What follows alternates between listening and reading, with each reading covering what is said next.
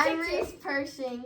I'm Isabella Kasarabi. I'm Danielle Perry. Ella Stolz. Natalie Wiesinger. We're planning our flyer. We're making an informational graphic. Infographic. We're making an infographic about musculoskeletal health disease burden and research funding. Yeah. Should we go through the article first, talk about key points, and then go back through and plan that? Yeah. So we're gonna Okay. do 3 topics. The 3 topics are prevalence, The funding, distribution, and call to action.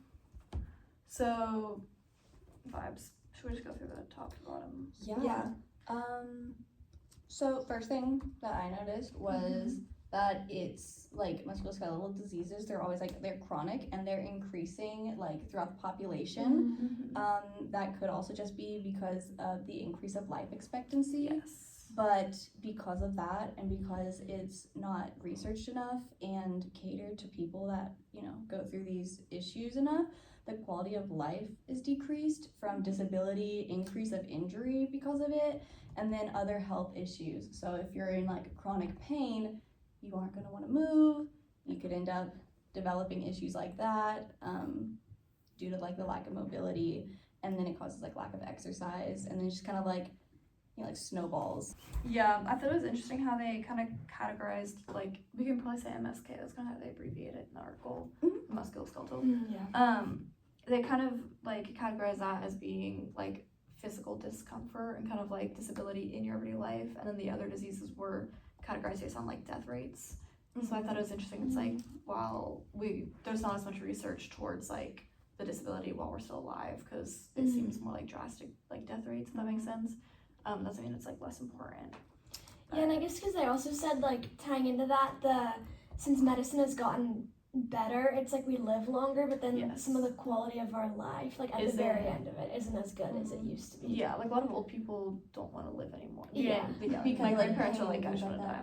Yeah. It's kind of sad. Yeah, that should be kind of the quality best life. golden time. Yeah. Which also adding on to that, it said musculoskeletal diseases are the leading disability, and they cause the most disability related adjustments towards the end of the life compared to everything else. So I thought that was crazy. It's kind of what we talked about with the last article too. Yes. A larger cause of death. It kind of also tie in because old people used to do so much harder labor. Yes. Because they were so much poorer than we are now. They didn't have access to just sitting on doing office jobs throughout a career or some sort. Education. Yeah. Since I was in a class and we looked at the rates where manual labor went down, and then when manual labor started going down and people had more desk jobs, the age, average age of people dying went from 90 something to 70 something. Oh yeah. In a couple of years. Yeah. I thought it was interesting too that neck pain was the most underfunded one, and I feel since we're in the 21st century, we have it's one less, but with the invention of phones and technology, we're all hunched over most of the time, and so I think most of us probably have some sort of early level of neck pain, but it's, or at least tension up there. But it's crazy. It's the most most underfunded. Yes, most underfunded. Yeah. And I also thought it was really interesting because so frequently with the elderly community, you hear about osteoarthritis, osteoporosis, and rheumatoid arthritis, which it did mention that was in the top 5 most common issues regarding this. So I thought that it's so common, yet it's not really taken care of. Yes. Yeah.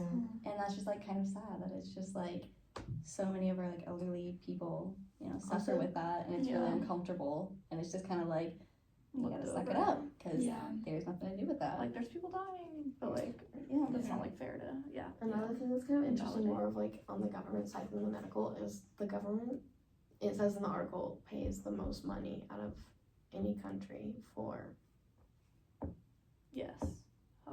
healthcare. Sorry, the government of United States government spends more money than any other country on healthcare, but also the government spends more money than any other country on developing technology and like staying current with like electronics and like AI and stuff like that. So like we're putting ourselves in debt actually. Yeah. Going off like the money thing, it says for like musculoskeletal disorders, let's see, they spent 127.4 million individuals are affected by it. It's a leading driver of healthcare spending with an estimated direct cost of 380.9 billion, which exceeds diabetes of 309.1 billion and cardiovascular disease 255.1 billion, mental disorders 180, and cancer 123.8 billion. So I thought that was interesting because it's still the most underfunded yet, based on like the individuals, I guess, experiencing it. I think is how they like correlated it, but that's still like a lot of money. So it's like, Which I was like really interested like in all like the funding issues with it, and I was like kind of shocked because I went and I was like, what other country spends more money in regards to musculoskeletal disease research than the U.S. And no, the U.S. was leading. It spends $625 million on research, and then the second highest was the UK at only 69 million. So they were lacking a whole figure. And then and that's just federal funding, and then the total that U.S. musculoskeletal disease research gets is 1 billion. Like, I think it's like 1.1 or 1.2 is what it was, but about 1 billion total from external organizations included. So even hearing that when you were mentioning like so much more is put towards like cancer research, when you compare it, like though it's a good amount of money, when you compare the two, it's like shocking. Like one is reaching 9 figures and this one's just like at 7. It's kind of like weird. It's like No, also like we mentioned this with the last article we talked about too, but it is like a cultural issue because if you look at like other countries, like America just sits on their butt and like does nothing like compared to like other countries. Like there's so much more, like they live longer, they're healthier, like more resources. I think that's also just because America's like really big and leading in technology, that is true. and so more time is focused in regards to technology than it is to other like things like agriculture and stuff like that, as well as like walkable cities. America is not very walkable. And like even comparing to like other places, America's just big. Yeah, Like we're that's true. huge compared to like a lot of other first world countries. Like compared to like the UK, the entire UK is like fits in Texas. So does the Yeah. entirety of Austria and New Zealand combined. Whoa, Australia and New Zealand combined fix in Texas. I was about to say, I'm like Austria. That's like a county. And I definitely think it says later in the article that low and middle income countries where MSK health is often overlooked, strengthening health systems and prioritizing MSK health is essential to promoting healthier populations. So the article, I was quoting the article, but I think it's like, we should be focusing, wait, let me gather my thoughts. It says that if we have a more inclusive approach, we can mobilize resources and support various levels of MSK. So I think like it's not just helping us in America. Like if we make advancements in America, we can also help like the worldwide. You know what I mean? Because other countries maybe don't have the like resources to make that innovation. That kind of makes me think of Black Panther. Have you guys seen that movie? In the end of Black Panther, like obviously Wakanda has a lot of resources with what's it called? Vibranium. And like everywhere else is like doesn't have anything. There's a lot of poverty, so they make outreach centers in like other countries and like put some of their resources there. So I think if we're spending so much on like healthcare, like that we could do outreach centers, but also learn from other countries and like I don't know. I feel like in healthcare we could also like have like representatives that go to other countries and learn and gather information and try to like take initiative to like make changes here. That could fall into the call to action. I was about to category. say that actually is like a really great example of like the call to action idea.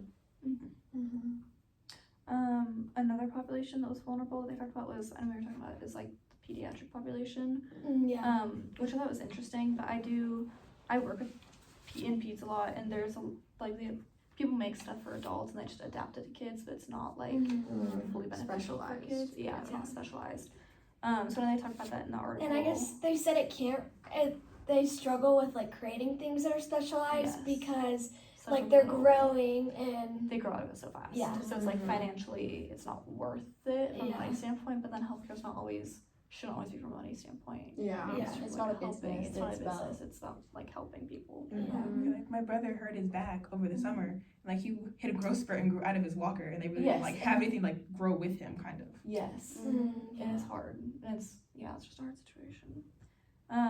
Yeah, they another call to action yes. is like working on. With the PEDS population. Yes. I know they call it in the article a sizable financial risk.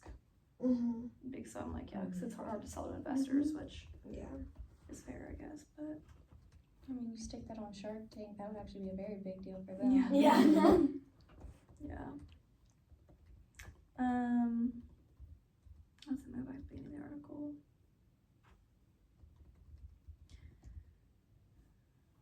I think basically their conclusion, I have it highlighted somewhere. They basically said that there's an alignment between the NIH funding and disease burden, but the funding for the MSK is disproportionately low compared. So they're saying that they did like correlate all the data and like, you know, there is more funding going to diseases that have more, but they measured by like DALY, the daily Oh yeah, disability of life years yes, or whatever, yeah. DALY. But it's still low for MSK. And so then the findings reveal the need for the NIH to reevaluate its funding priorities. I think that's kind of a call to action that we could have in our flyer. And then they give examples like funding that will drive innovation, which could tie into the PEDS thing, prompt attention investment for like pharma and biotech to make effective solutions in the market. So then that call to action is like not like the everyday people, but more for like the business side of things. It's kind of like having some driving force that people want to invest and whatnot. Yeah, So anyways, absolutely. call to action. I feel like for the funding, I think we all had a really good grasp on what we wanted to include Yeah, there's a lot with of that. numbers. Like I know we're kind of like working backwards, but yeah, like talking about like how financially it's focused more on like death over disability, Yes. when rather it should be focused on making the Quality best of out of life, and the quality yeah. of life increase. Yeah. We talked about how like comparing it to other countries as well as comparing what the US spends and like the federal funds are distributed throughout like just healthcare research in general, and how big and drastic of a difference it is regarding the MSK, and like we mentioned cancer was really big. And then yeah. For the fund or what the second category was that funding? funding. Yes. It says in the article that based on their like correlation data whatnot, they're $496.4 million less funding than predicted based on the like DALY scale. So maybe we can conclude that like we're in theory $500 million short of Yeah. what it should be at, even though I don't know if That's we wanna really good. include that I as really like that because it just kind of so just like like tangible. emphasizes Yeah, and make it like tangible. exclamates how much it really is lacking and how Yeah. much it could improve. The explanation, I guess we could include like different categories like low back pain, osteoarthritis, rheumatoid arthritis. Yeah, it's the disease prevalence part of it. Yeah, I think another thing to include is how it's increasing in the population due to the increase of life expectancy. Yeah. But because of that and how little it's taken care of in people, you're good. But how little it's taken care of in people, it decreases the quality of life. And then we talked about like different ways that we've noticed it does that, especially like we've talked about like in the elderly community. So how would you phrase that for disease prevalence? Is that what you were talking about? Or did I Yeah. mishear? Yeah, I was saying how due to like the increase in life expectancy, it's increasing in the population more often, especially like the elderly community. But because of that and the lack of funding and research, the quality of life is decreased due to disability. as well as an increased injury regarding their disability and an increase to other health issues where it just begins like a snowball effect of health issues in relation, such as because of pain from MSK issues, there's a decrease in mobility and then exercise. And then they also talk about mental health, right? Oh Yeah. yeah. With that as well, of Yes, like, there is that. and it, and let me try to find that too. Here, it's on like the 3rd page. It says DALY, the disability adjusted life year, that's like the unit of measure they use, provides a holistic view by accounting for the fatal, non-fatal conditions. That's kind of like the death versus like quality of life, and then includes mental, physical, and social function. Yeah.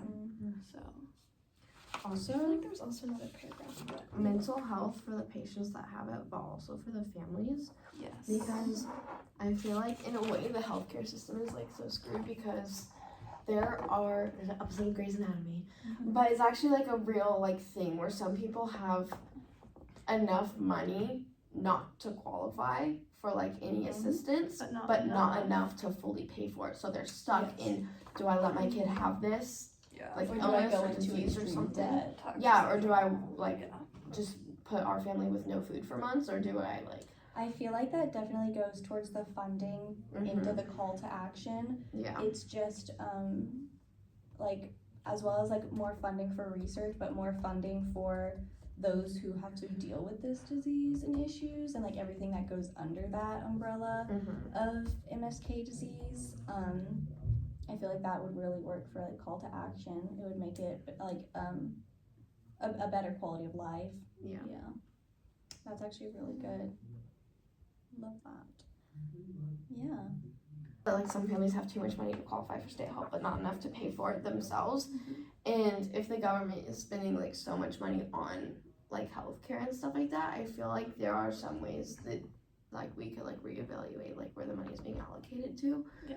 So like in reality, like healthcare isn't just all about the money, and I guarantee you like most people, if given the choice to say, would you like the newest, latest, and greatest upgrade to whatever machines you already have, or would you like to help a family who can't pay for their 5-year-old child who could die? Like I feel like we could reallocate some of the money Yeah. since apparently we are spending $631 million a year on healthcare. Yeah. Kind of turn healthcare more less from a business and more back to like actually helping people. Helping people, Yes. yeah. Which in theory is The economy kind of, because like I was born in 2006. I know it's a little, I know I got that reaction from someone else today.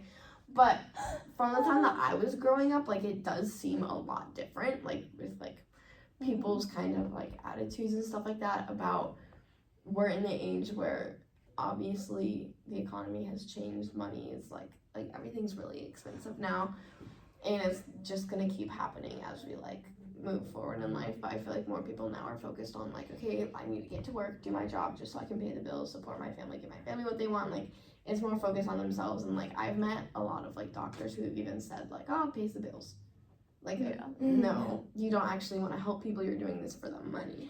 Well, I think I said this last time maybe, but like I feel like a lot of doctors too have more paperwork than they used to, Yeah, and like more just like administrative stuff. So they're not even half their time isn't even spent like helping people. It's like I feel like doing also just with paperwork side of it, it's so much of a legal thing. yeah, But that's also because the more that things come to light and like the more malpractice that is recognized, yeah. the more that like lawyers and the law gets involved and it's required. So like sadly it's like paperwork wouldn't have to be necessary and like those things wouldn't have to take away the time that a doctor could put towards their patients if like just straight up if people did their job how they were supposed to and they were not inappropriately using their title or just throwing something around or being reckless and careless about somebody's life.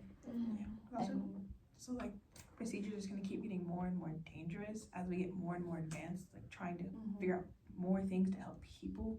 It's just going to keep getting more and more dangerous. So it's going to keep being like a liability no matter what. Yeah, it's like the trials. There's so many trials that are just so dangerous. And I mean, some of them are great. Like, laparoscopic surgery, where it's like there's less of Video game wasn't yes, it? it's less recovery time because it's less invasive. So like those things, obviously when they first came out, it was like really big liability, so dangerous. But now it's like used all the time. And like my mother, she had a surgery and they didn't even have to stitch her up. They literally could glue it because it was about this big of a scar. Yeah. It's like amazing. And I remember like I saw that and I was like, oh my gosh, it's crazy stuff. But it's like, yeah, as like technology increases with it, it becomes, you know, more money and danger in that area. I don't know if we have to address this one on our flyer, but just to talk about it. At the end of the article, it talked about the limitations of their study. They didn't consider any other federal funding resources, they just did the NIH. They recognized that there could be like some biases, and they didn't consider other metrics other than the like Daly scale. And they do recognize there's potential for the overlap of disease category classification, which can kind of affect the money allocation for each.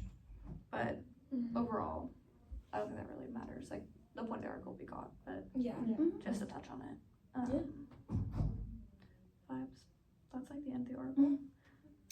Yeah. Do we should want to kind of like summarize? go over some of these points just Yes. to fill it and add some more? Yes. Yeah, for sure. So for the funding distribution, I have it like what I was talking about, like some families have too much money but not enough, and so the government could reallocate funds. For disease prevalence, I have so far that financial and mental health on patients and families. It's increasing the population due to the increase of life expectancy, but there's also a decrease in the quality of life. And then for calling to action, I have working with the pediatric population and having maybe U.S. representatives go to other countries to learn about how we can improve our own. Yeah. Research. What were like the muscles and The woman was too stunned to speak. It's got on camera. Guys, the phone is still down. Like snowballs. A little like. Yeah. Which in theories. But I also That's feel my like roommate who just walked by. Sorry.